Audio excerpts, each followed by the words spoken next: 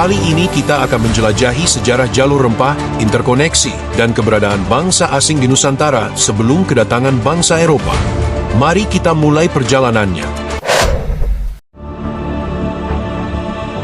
Tahukah Anda?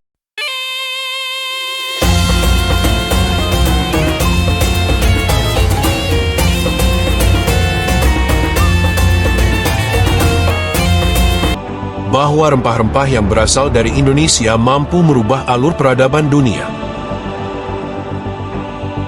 Jalur rempah adalah rute perjalanan nenek moyang bangsa Indonesia dalam menjalin hubungan antar suku dan bangsa lain, dengan membawa rempah-rempah sebagai nilai persahabatan maupun sebagai komoditi dagang. Jalur ini pula yang menghubungkan antara belahan dunia barat dan timur. Jauh sebelum kedatangan bangsa Eropa, Nusantara telah dikenal sebagai daerah penghasil rempah-rempah, komoditi terpenting dalam perdagangan internasional pada masa itu.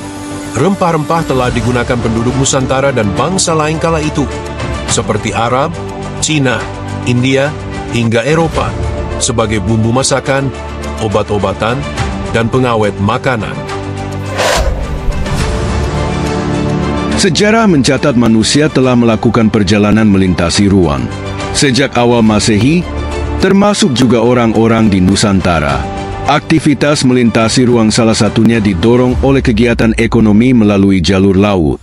Mengenai bukti awal keterlibatan Nusantara ke dalam pelayaran dan perdagangan internasional, dapat dilacak dari catatan seorang yang bernama Claudius Ptolemy, alias Claudius Ptolemeus, yang merupakan ahli perbintangan, ahli geografi, astronomi, ahli matematika, sekaligus ahli syair dan sastra, yang tinggal di Mesir, atau tepatnya di kota Alexandria, yaitu sebuah kota yang pada saat itu berada di bawah kekuasaan kerajaan Romawi. Ptolemeus menulis Guide Geography, yaitu sebuah peta kuno yang ditulis pada abad ke-1, yang mana tercantum di dalamnya nama sebuah kota yang bernama Barus. Barus menjadi kota pelabuhan kuno yang sangat penting di Sumatera dan dunia kala itu. Komoditas kapur Barus diburu oleh berbagai bangsa di belahan dunia seperti Tiongkok, Hindustan, Mesir, Arab, dan Yunani Romawi. Hubungan pelayaran antara Nusantara dengan Timur Tengah, India, dan Cina sudah terjalin sejak abad kedua. Hal ini tercatat di dalam berita Cina, yang mana sekitar tahun 131 Masehi, dikisahkan bahwa utusan Raja Bian dari Kerajaan Jawa atau disebut Ye Diao pernah berkunjung ke Cina. Hal ini juga berarti Kerajaan Jawa pada awal abad kedua Masehi memang telah melakukan pelayaran antar negara dan telah membangun jalur kemaritiman dengan bangsa Cina. Nusantara ketika itu tidak hanya menjadi daerah destinasi sebagai sumber rempah-rempah, tetapi juga tempat persinggahan jalur maritim internasional, seperti dikisahkan oleh penumpang kapal dagang milik Cina pada abad ke-5, yang mana ia berlayar menuju India melewati perairan Sumatera Timur sebelum membelok ke arah barat.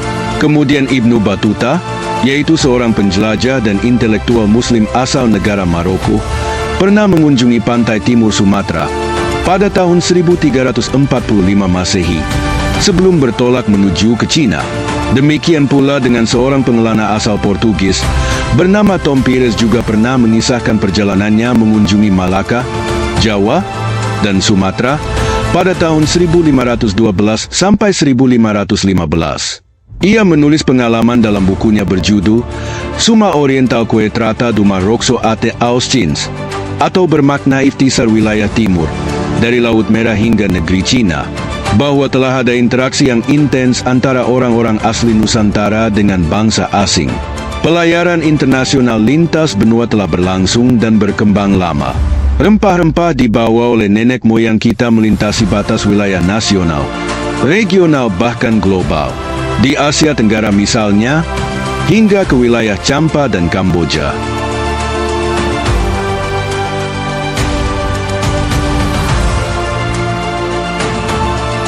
Terima kasih telah menyaksikan, jangan lupa untuk like dan subscribe.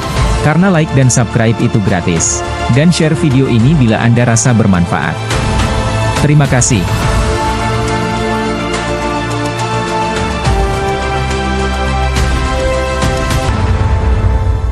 Silahkan subscribe. Yang sudah subscribe, semoga Allah mengampuni dosa-dosanya.